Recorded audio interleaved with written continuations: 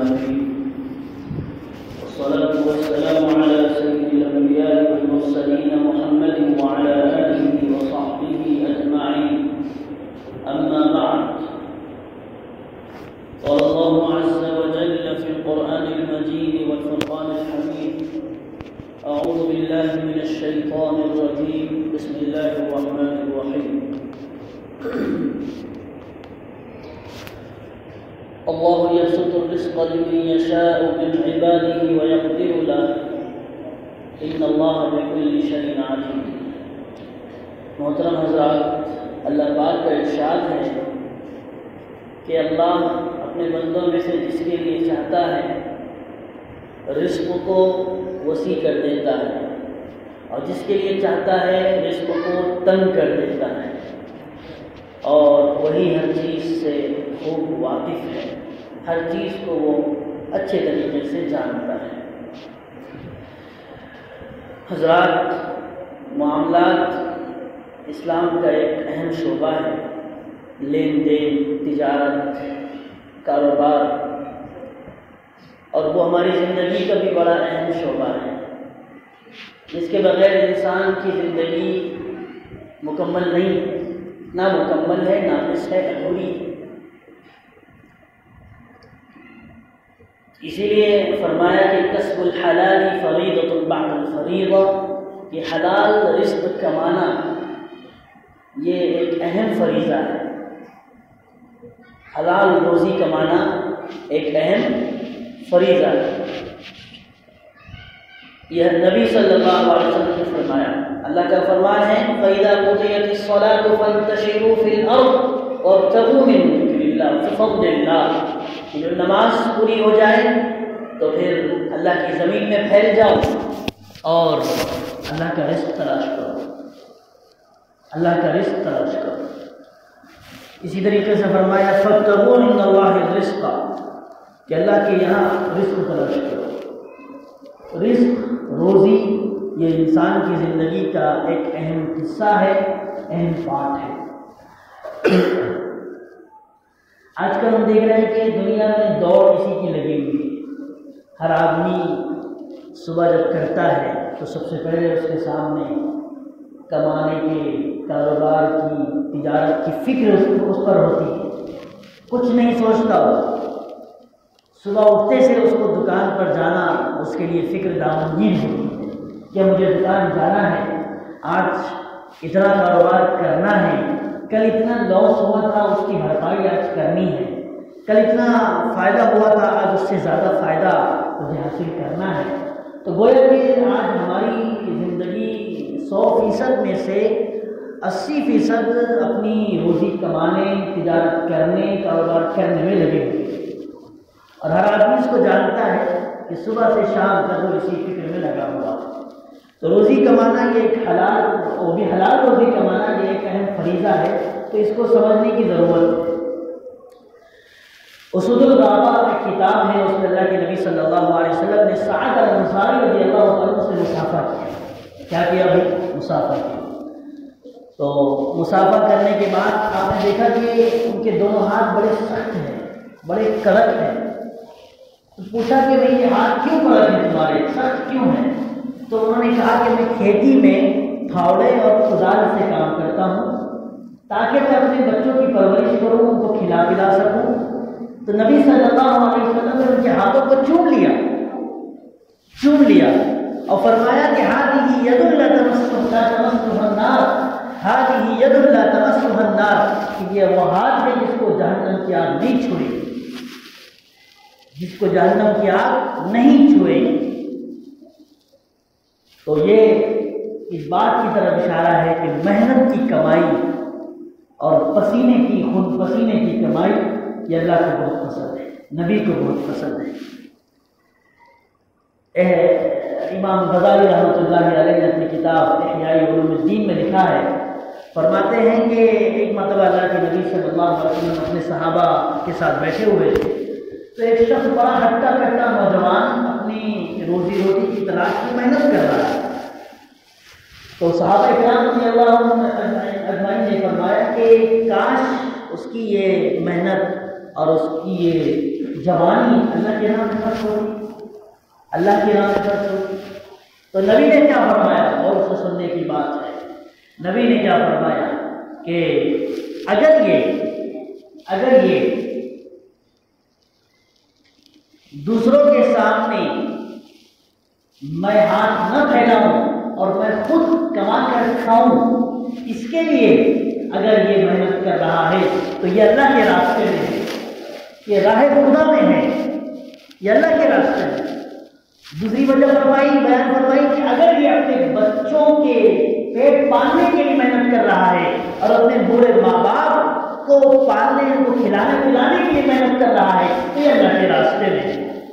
جبکہ وہ کمائی کر رہا ہے، اپنے پیٹ کے لیے کوشش کر رہا ہے، لیکن کیا فرما ہے کہ اللہ کے راستے میں شمار کیا جائے گا، یہ فی سبیل اللہ محنت کر رہا ہے۔ کتنی بڑی فضیلت ہے کہ ایک آدمی خود کمائے، محنت کرے۔ اور تیسری چیز فرمائی کہ اگر اپنے فخر جتانے کے لیے اور اپنے آپ کو بڑا سمجھنے کے لیے، بتانے کے لیے اگر محنت کر رہا ہے تو بالکل ظاہر شیطان میں ہے کہ شیطان کے راستے میں۔ لیکن دو چیزیں جو عمر کی اور کرنے کی، تو محنت کی کمائی اور خود پسینے کی کمائی اللہ کو بہت پسند ہے، نبی کو بہت پسند ہے۔ اور دیکھا جائے تو یہ ہر نبی نے اپنی ابتدائی زندگی میں نبوت ملنے سے پہلے کوئی نہ کوئی کام ضرور کیا ہے۔ چنانچہ حضرت آدم علیہ السلام کھیتی کیا کرتے تھے، حضرت نوح علیہ السلام بڑھئی کا کام کرتے تھے، اور یعنی بڑھئی جو کتنا لکڑی وکڑی جو بناتے ہیں اس کا کام کرتے تھے۔ حضرت ابراہیم علیہ السلام درزی کا کام کرتے تھے، یعنی ٹیلرنگ کیا کرتے تھے۔ حضرت ابراہیم علیہ السلام کپڑا فروش تھے، کپڑا بیچا کرتے تھے، بناتے تھے۔ اور حضرت داؤد علیہ السلام زرہ بنا کر لوہاری کا کام کیا کرتے تھے۔ اور ہمارے نبی صلی اللہ علیہ وسلم نے سفر کی مقصد سے تجارت کی مقصد سے کئی سفر کیے، ملک شام گئے کپڑے لے کر، اور تاجر بن کر سمجھ لیجیے بزنس مین بن کر، اور آپ نے تجارت کی۔ ایک مرتبہ آپ نے فرمایا کہ دنیا میں جتنے نبی آئے ہر نبی نے بکریاں چرائی ہیں۔ تو صحابہ نے پوچھا کہ آپ نے بھی چرائی ہے؟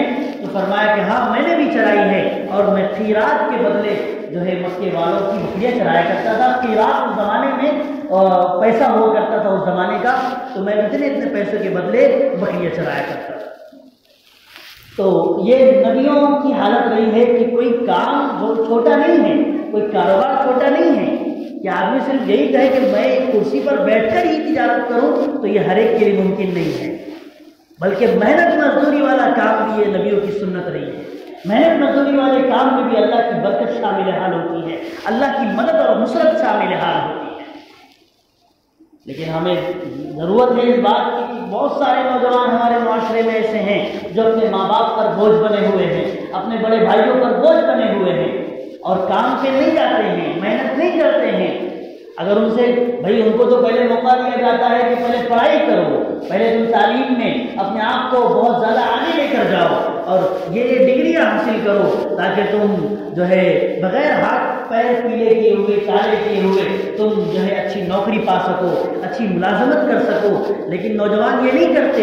جب یہ نہیں کرتے تو ظاہر ہے اب وہ بھی بڑے ہو رہے ہیں، ان کے پیچھے بھی ذمہ داریاں آ رہی ہیں، تو ظاہر ہے ذمہ داریاں آ رہی ہیں تو ان کو بھی کچھ کرنا پڑے گا، ان کے بھی پیٹ کو پالنا ہے، ان کے اپنے بچے بیوی ان کا بھی خیال رکھنا ہے، تو اس کے لیے بھی ہمارے نوجوان تیار نہیں ہیں۔ بہت سارا نوجوانوں کا ایسا طبقہ ہے جو گھروں میں بیٹھا ہوا ہے اور ماں باپ پر بوجھ بنا ہوا ہے، کہ وہ ماں باپ جنہوں نے بچپن سے جن کو پالا ہے، اب ان کی ذمہ داری تھی کہ اب میں میرے ماں باپ کو گھر پر بستر پر اور پلنگ پر اور بیڈ پر بٹھاؤں گا، گھر میں بٹھاؤں گا کہ آپ پنکھے کے نیچے رہیں، آپ ہوا کھاتے رہیں، میں رہوں گا، محنت کروں گا، اور تمہارے لیے جو ہے میں کما کر لاؤں گا، تمہارے لیے جو ہے میں کچھ پیسے لاؤں گا تاکہ آپ خوشی سے، تاکہ آپ اطمینان سے کھا سکو، کیونکہ میں جانتا ہوں کہ تم نے میرے لیے بچپن میں کیا کیا محنتیں، کیا کیا قربانیاں دی ہیں، کیا کیا تم نے پریشانیاں جھیلی ہیں، میں جانتا ہوں۔ اب میرا دل گوارا نہیں کرتا کہ میں تم کو اس بری حالت میں بھی، اس کمزور حالت میں بھی کسی کے برتن دھونے بھیجوں، کسی کی مزدوری کرنے بھیجوں، کسی کی ہمواری کرنے بھیجوں۔ میرا دل گوارا نہیں کرتا۔ کتنے ہیں ایسے نوجوان جو اس طریقے سے سوچتے ہیں؟ سوچنے کی ضرورت ہے، سوچنے کی ضرورت ہے۔ تو یہ تجارت اور یہ کاروبار ظاہر ہے یہ اللہ کی طرف سے جو ہے ایک نعمت ہے، ایک فریضہ ہے، حلال تجارت۔ نبیوں نے بھی تجارت کی ہے، صحابہ نے بھی تجارت کی ہے۔ حضرت ابوبکر رضی اللہ تعالیٰ عنہ کپڑے کے تاجر تھے، مقام سرخ میں ان کا کارخانہ تھا۔ حضرت عمر رضی اللہ تعالیٰ عنہ کپڑے کے تاجر تھے، ان کی تجارت اتنی پروان چڑھی، اتنی ترقی ہوئی کہ ایران تک ان کے جو ہے تجارت اور ان کی کمپنی کے جو ہے شہرت پہنچ گئی کہ حضرت عمر کی فلاں فلاں نام کی کمپنی ہے اور فلاں فلاں نام کا کارخانہ ہے اور کپڑے بیچا کرتے ہیں۔ حضرت عثمان رضی اللہ تعالیٰ عنہ کھجور کا کاروبار کرتے تھے۔ حضرت علی رضی اللہ تعالیٰ عنہ مزدوری کیا کرتے تھے، اور نہ جانے کتنے صحابہ جو مزدوری کرتے تھے، کاروبار کرتے تھے تاکہ حلال روزی ہم ہمارے پیٹ میں ڈالیں، اپنے بچوں کے پیٹ میں ڈالیں۔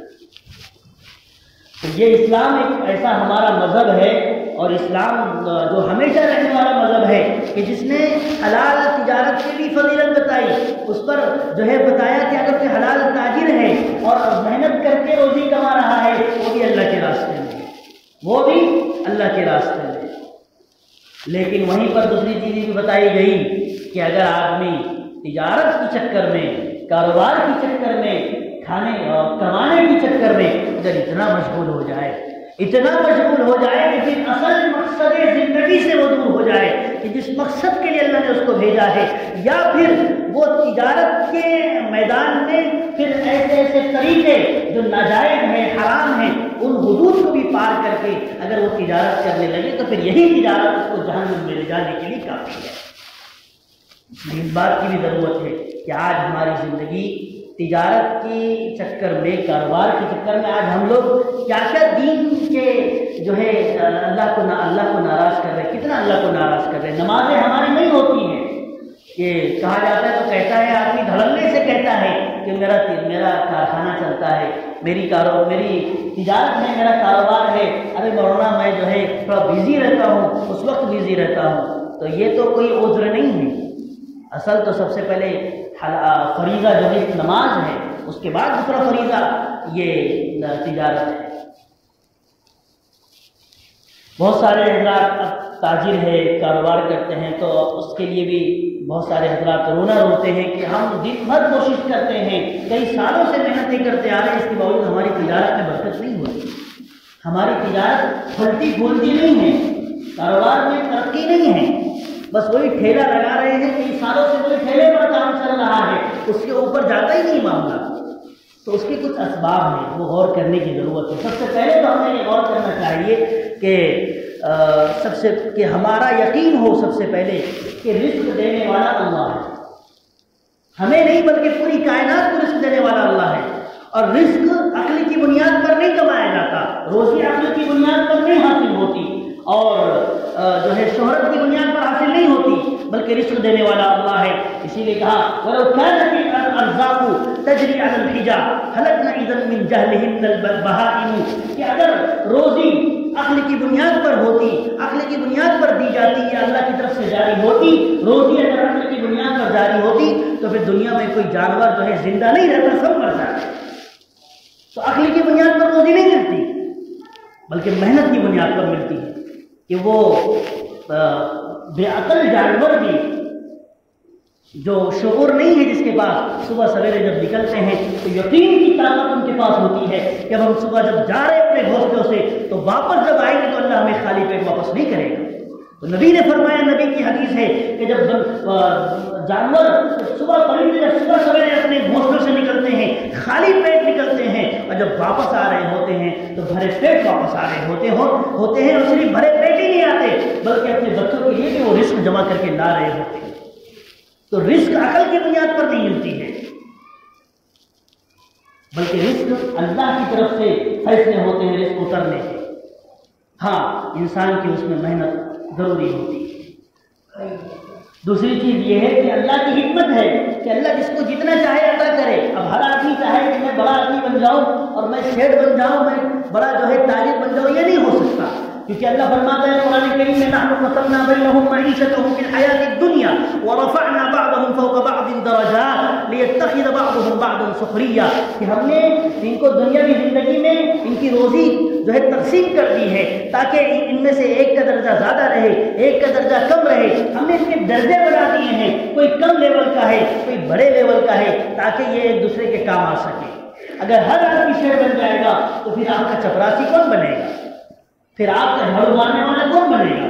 پھر آپ کے نیچے جو ایسے کام ہیں جو ہر آدمی نہیں کرنا چاہتا ہے وہ کام کون کرے گا؟ تو اللہ نے ایک سسٹم بنایا ہے، ایک نظام بنایا ہے، اس نظام کے تحت ہمیں جینا ہے، اس نظام کے تحت ہمیں زندگی گزارنا ہے. تو یہ چیزیں ہمیں ذہن میں رکھنے کی ہے سب سے پہلے. اچھا، اب رزق کیسے بڑھے گا؟ تو اس کے لیے علماء نے 2-4 باتیں لکھی ہیں کہ فرمایا کہ سب سے پہلے ایمان اور عمل صالح.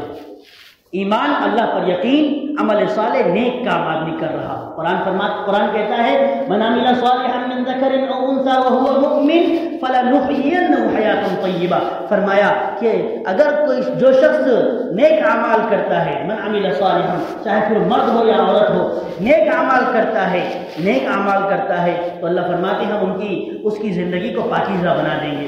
شرط یہ ہے کہ ایمان ہو تو اس کی زندگی کو پاکیزہ بنائیں گے، اور پاکیزہ بنانے سے مراد علماء نے لکھا ہے کہ ہم اس کی رزق میں برکت دیں گے، اس کی رزق میں برکت عطا فرما دیں گے. تو سب سے پہلی شرط رزق بڑھنے کی، روزی بڑھنے کی. ہم دوسرے اسباب ڈھونڈ رہے ہیں اور دوسرے وجوہات ہم تلاش کر رہے ہیں کہ ہاں اس وجہ سے رزق نہیں بڑھ رہا ہے، اس وجہ سے رزق نہیں بڑھ رہا ہے، لیکن اصل وجوہات، اصل اسباب اور جو ایکچوئل ریزنس ہے اس کے پیچھے ہم نہیں بھاگتے، اس کو نہیں سمجھتے اور سمجھنا بھی نہیں چاہیے. تو پہلی چیز ایمان ہے اور عمل صالح ہے. نیک اعمال کرو گے تو رزق بڑھے گا، اللہ کی نافرمانی کرتے رہیں گے تو رزق نہیں بڑھے گا. دوسرا فرمایا تقویٰ. تقویٰ کسے کہتے ہیں کہ اللہ کا ایسا خوف کہ جو اللہ کی نافرمانی سے اور اللہ نے جن چیزوں کو حرام کر دیا ان چیزوں سے آدمی کو روک دے، وہ تقویٰ ہے. اب ہم تجارت ہی میں دیکھیں، ہم تجارت ہی میں گڑبڑ کر رہے ہیں، ناپ تول میں کمی ہم کرتے ہیں، خراب چیزیں ہم بیچتے ہیں، لاتے کی جو ہے کچھ قیمت کی ہے بیچتے کچھ اور قیمت میں ہے. تو یہ دھوکہ دھڑی ہے، یہ غبن ہے، اور یہ ایک طریقے سے اللہ کو دھوکہ دینا ہے. تو تقویٰ وہ ہے کہ پوری زندگی میں تقویٰ ہو کہ اللہ کی حرام چیزوں سے بچے رہیں اور اللہ کی نافرمانی سے بچے رہیں. یہ دوسری چیز ہے. اگر رزق میں برکت چاہتے ہیں، رزق بڑھانا چاہتے ہیں، روزی ہماری بڑھ جائے، روزی میں برکت ہو، تو دوسری چیز ہمیں تقویٰ اختیار کرنا پڑے گا. تقویٰ کیا ہے ہم نے بتا دیا. ایک قرآن کریم میں دوسری جگہ فرمایا وَلَوْ أَنَّ أَهْلَ الْقُرَىٰ آمَنُوا وَاتَّقَوْا لَفَتَحْنَا عَلَيْهِمْ بَرَكَاتٍ مِّنَ السَّمَاءِ وَالْأَرْضِ. کہ اگر بستی والے اور یہ لوگ اگر ایمان لے آئے اور اللہ سے ڈرتے رہے تو دیکھو پھر ہم آسمان اور زمین سے برکتوں کے دروازے کھول دیں گے. یہ اللہ کا فرمانا ہے، کسی انسان کا نہیں ہے، یہ اللہ کا فرمانا ہے. اور اللہ کا وعدہ جھوٹا ہو سکتا ہے نعوذ باللہ؟ بتائیے. وعد اللہ لا یخلف المیعاد. اللہ کا وعدہ، اللہ کبھی وعدہ خلافی نہیں کرتے. ان وعد اللہ حق. اللہ کا وعدہ برحق ہے، سچا ہے. شرط یہ ہے کہ ہم عمل کر کے دکھائیں. دوسری چیز تقویٰ ہے. تیسری چیز تلاوت قرآن کی تلاوت. کہ رزق بڑھنے کا اہم سبب یہ بھی ہے کہ رزق میں بڑھوتری چاہیے تو ہمیں قرآن کی تلاوت کرنا ہوگی. اس لیے فرمایا کہ جو شخص سورہ یاسین پڑھتا ہے صبح سویرے، پھر کام دھندے کے لیے نکلتا ہے، پھر صبح کرتا ہے، پھر اپنے کاموں میں مشغول ہو جاتا ہے، اللہ فرماتا ہے کہ ہم سورہ یاسین کی برکت سے پوری دن کے کاموں کو ہم جو ہے اپنی طرف سے پورا فرما دیتے ہیں. سورہ یاسین پڑھ کر نکلو، سورہ یاسین پڑھ کر نکلو. معمول بناؤ کہ ہم دکان کھولیں گے سورہ یاسین پڑھیں گے، اس کے بعد جو ہے کاروبار شروع کریں گے. ہم گھر سے نکلیں گے سورہ یاسین پڑھیں گے، قرآن کی کچھ نہ کچھ تلاوت کریں گے. جو شخص قرآن کی تلاوت کرتا ہے اللہ جو ہے اس قرآن کی برکت سے اس کے زندگی میں برکت عطا فرماتے ہیں، اس کے بچوں میں برکت ہوتی ہے، اس کے رزق میں برکت ہوتی ہے. کیونکہ اللہ کا فرمانا ہے وَهَذَا كِتَابٌ أَنزَلْنَاهُ مُبَارَكٌ. یہ وہ کتاب جو ہم نے نازل کی ہے بابرکت ہے، برکت والی ہے. فَاتَّبِعُوهُ. تم اس کی اتباع کرو. وَاتَّقُوا اللَّهَ. اللہ سے ڈرتے رہو. لَعَلَّكُمْ تُرْحَمُونَ. تاکہ تم پر رحم کیا جائے. اللہ سے ڈرتے رہو، تم پر رحم کیا جائے گا. चौथी चीज़ शुक्र नेमत। अल्लाह ने फरमाया कुरान करीम में, वइस्तअज़्ज़न रब्बुकुम, कि उस वक्त को याद करो जब तुम्हारे परवरदिगार ने ऐलान किया था कि अगर तुम शुक्र करोगे, तुमको अगर कोई नेमत दी जाए तो उस पर शुक्र करोगे तो मैं तुमको बढ़ा कर दूंगा, मजीद इजाफा करूंगा, तुम्हारे लिए बरकत के दहाने खोल दूंगा, रिज़्क़ के दहाने खोल दूंगा। वलइन कफरतुम, अगर तुम नाशुक्री करोगे, किसी भी नेमत की नाशुक्री करोगे, इतना भी दिया अल्लाह ने, एक बिल्डिंग दे दी, फिर भी आदमी जो है रो रहा है कि मुझे और मिल जाए और मिल जाए, तो फिर अल्लाह फरमाएगा मेरा अजाब भी बढ़ा सकते हैं, मेरा अजाब भी बढ़ा सकते हैं। इसलिए अल्लाह ने जो कुछ दिया उस पर हम शुक्र अदा करें, नेमत बढ़ेगी, रिज़्क़ बढ़ेगा, रोजी बढ़ेगी और जो है बरकत आएगी। नाशुक्री करेंगे जो है वो भी छीन जाएगा, जो है वो भी अल्लाह ले लेगा।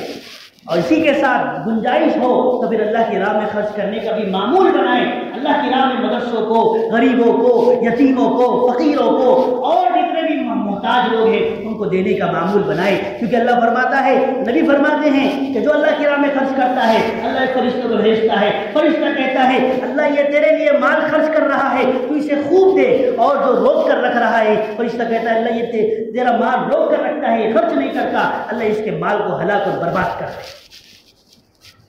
देने का मामूल बढ़े। तो चौथी चीज़ शुक्र है। पहली चीज़ ईमान अमल साले, रिज़्क़ में बरकत हो चाहते हो तो ईमान अमल साले करना पड़ेगा, नेक अमाल करने पड़ेंगे, तक़वा इख्तियार करना पड़ेगा, कुरान की तिलावत करना होगी और शुक्र नेमत, अल्लाह की नेमतों का शुक्र अदा करना पड़ेगा। और पांचवी चीज़ कनाअत, जितना दे दिया उसी पर बस, ज़्यादा की चाहत नहीं।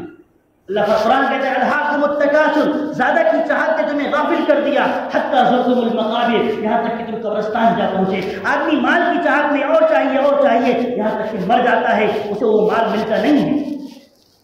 नबी ने फरमाया, इब्न आदम कहता है मेरा माल, नबी फरमाते हैं वहल लक इब्न आदम मालिका इल्ला मा अकलत फअफनैत व मा लबिस्त फअबलैत व मा तसद्दक़त फअमदैत, कमा क़ाल सल्लल्लाहु अलैहि वसल्लम।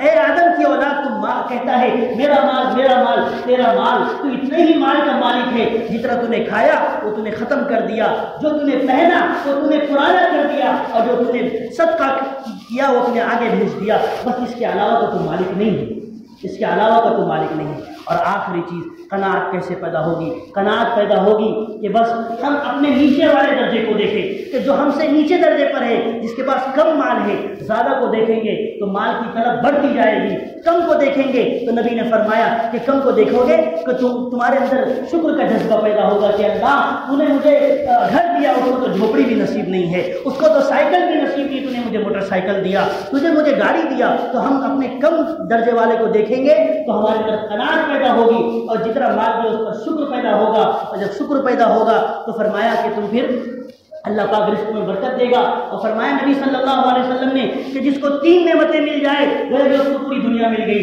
सबसे पहले अगर किसी को सेहत मिल जाए, मन अस्बहा मिनकुम मुआफ़न, मन अस्बहा मिनकुम आमिन फी सिर्रिही मुआफ़न फी जसदिही, मुआफ़न फी जसदिही, नबी ने फरमाया कि जो शख्स तुम में से सुबह सवेरे इस हालत में करे कि वो हालत यानी सेहत की हालत में है, अम्न की हालत में, उसके पास सेहत भी है और वो महफूज भी है और उसकी बीमारी उसको नहीं है, और उसके बाद एक दिन की खुराक है, तो फरमाया